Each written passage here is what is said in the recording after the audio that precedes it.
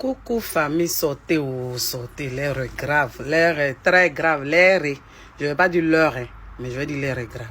Écoutez cette vidéo de l'unique Fresh Boy et Loli la fracasseuse.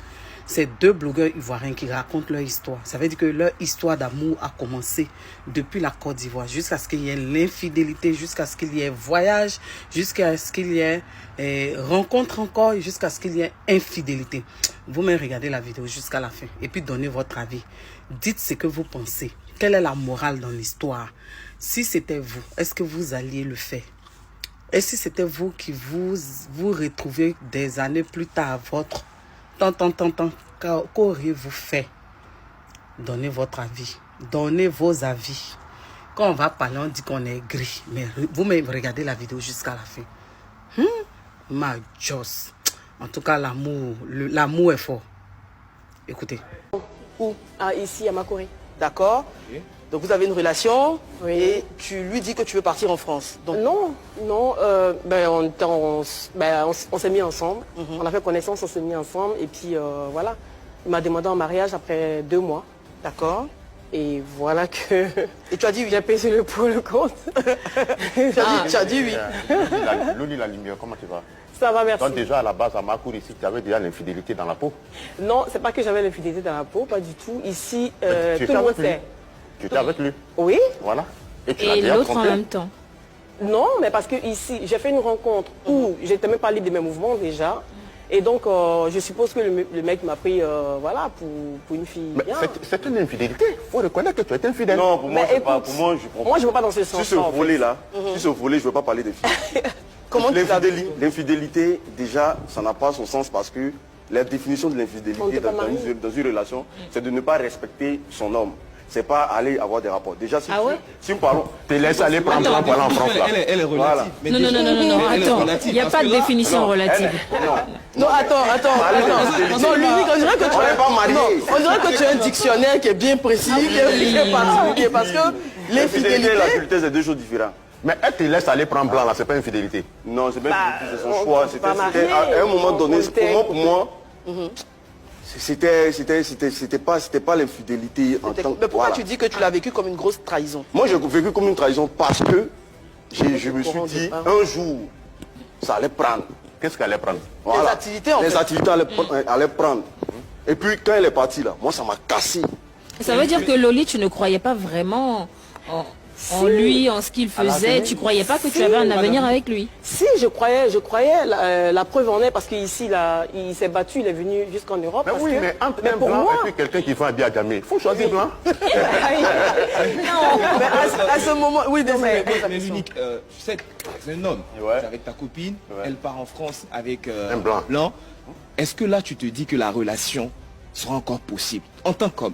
Moi, Loli, je sais que s'il n'y avait pas de bouche dedans, elle, je la connais personnellement. Je sais que c'est des décisions qu'elle n'allait jamais prendre elle seule. D'accord, on n'arrive même pas en France. Donc quand elle vient d'abord te dire, écoute, je m'en vais avec le blanc en question qui m'a demandé en mariage, j'ai le visa, ta première réaction c'est quoi? Ma première réaction c'est... Tu m'as tué. Mais ouais, merci. Ah oui? Je disais, mais est-ce que tu sais tout ce que tu es en train de me faire perdre là? Elle me disait, non, tu sais, quand je vais arriver, on va essayer de gérer. J'ai dit, gérer quoi? Ce jour-là même, j'étais dans tous mes états, j'étais en train de... Je ne sais pas si j'étais en train de casser tout dans la maison. Gérer quoi? Elle me dit, non, il faut te calmer et tout et comme ça. Donc maintenant, moi, je sais qu'elle avait ses amis avec qui elle tournait là. C'est elle maintenant qui ont parlé. Loli n'est pas comme ça. C'est arrivé un moment, je n'arrivais plus à contrôler Loli. Tu penses qu'elle était influençable? C'est pas parce qu'elle était... Je sais pas, je n'ai pas parlé d'influençable. À un moment, dans le temps, en fait, quand les filles là, elles sont ensemble comme ça et qu'il y a un blanc qui arrive comme ça, ah, c'est ton bonheur, c'est ton truc. Voilà. Et puis elle essaie de minimiser le frère. Celui avec qui voilà, celui qui va les amis à jamais. Moi, il vendait photo, il vendait habits, il vendait sachets. Ah, tu vendais un grand commerçant en plus. Ta relation avec le blanc, ça a duré combien de mois, combien d'années? Ben, disons, ça a duré 5 ans. 5 ans. Et après, lui, il est venu. Non, mais quand elle est partie. Non, quand elle est partie. Ici, c'était 2 mois, tu as dit. Oui, 2 mois. Ensuite, Après tu 2 mois, tu as pars. demandé en mariage. Oui, mais à ce moment-là, tu es avec l'unique depuis combien de temps? 2 ans. Donc vous avez fait 2 ans quand tu rencontres le blanc, Fait 5 ans. tu te demandes en mariage et tu pars avec le blanc en France. En Belgique? En Belgique, oui. Elle a fait 5 ans. Vous vous mariez? Oui. vous vous mariez. Est-ce que tu es toujours en contact avec l'unique? Non, on est Non. plus en contact. D'accord. On avait perdu complètement. Maintenant, l'unique, toi, à quel moment tu arrives en France alors? Moi, avant qu'elle parte, je lui ai dit, l'Europe où tu es parti, tu t'en vas là. Je vais te retrouver là. Sauf si Dieu n'existe pas. Et que tout ce sacrifice qui est fait derrière toi, c'est pas quelque chose que je fais avec mon cœur. L'amour existe, hein. Je vais te L'amour retrouver. existe, hein. Je vais te retrouver là-bas. Et puis je vais t'arracher dans la main de celui qui, comment on appelle ça, qui a planifié, et ceux qui ont planifié tout ça avec toi pour que tu partes là. Je vais t'arracher dans leur main. Donc quand vous n'êtes plus en contact, c'est toi, Loli, qui coupe les contacts, c'est pas lui. Non, elle est arrivée même là. Tiens, Elle est son mariée numéro de maintenant. code, voilà, j'étais ça. Tu l'as appelé pour lui dire que tu étais bien arrivé ou même pas? Non, Que dalle. parce que Attends, on va l'écouter. on s'est disputé, il y a eu... Ah ouais. Voilà. Et donc, il ne voulait plus rien savoir de moi. D'accord. Donc, voilà. C'est normal, c'est un homme. Où je me suis dit, je vais laisser le temps De digérer la C'est ça. nouvelle et tout. Mais pendant que tu étais cuisinier là, elle était toujours mariée au blanc. Moi, pendant que j'étais cuisinier, Elle était mariée la au blanc. cuisine, ça commence il y a 4 ans déjà. Non, en ce moment, elle était toujours le blanc, oui ou non? Non. Elle était Mais toujours attends, le je blanc. vais t'expliquer. Il faut que je pas bien. t'explique Faut aller étape comment par ça étape, s'est en fait. passé au fait. Moi maintenant, je mets mes moyens à ma disposition pour Là, arriver en c'est une fois Europe. qu'elle est partie. Hein. Voilà. Je mets toutes sortes de sacrifices en marche pour arriver en Europe. Et quand j'arrive en Europe là, moi, je me mets dans, déjà, je me lance dans une formation de cuisine. Attends, comment tu arrives en Europe? Parce que Comment c'est j'arrive en Europe, intéressant déjà? également. Tu Déjà- n'avais pas l'idée d'y aller. C'est quand elle part que tu décides de la retrouver. Oui. Qu'est-ce que tu fais pour y aller? Bah déjà, comme tout aventurier, je me suis dit, j'ai mis des moyens à ma disposition pour avancer, mais ça perdait le temps. Donc je me suis dit, il faut prendre la route, il faut aller en Europe. D'accord. Et que ce soit Alpha. Après maintenant, tu vois, mon business que je faisais, quand elle est partie, ça a cassé mon business. Parce que j'avais perdu un peu espoir. Et du coup, c'est comme ça, j'ai pris la route, je suis allé au Maroc. Et pendant que j'étais au Maroc, je me disais que j'arrive en Europe. C'est-à-dire quel que soit ce qui va se passer, il faut que j'arrive en Europe. Déjà, à la base, pour prendre soin de la famille qui est au pays. Et puis elle, aller la rencontrer là-bas pour lui dire que l'Europe que tu es dedans, là, moi je suis arrivé ici. C'était un défi en fait. Voilà, moi, au fait, je me suis lancé un gros défi sur ma personne.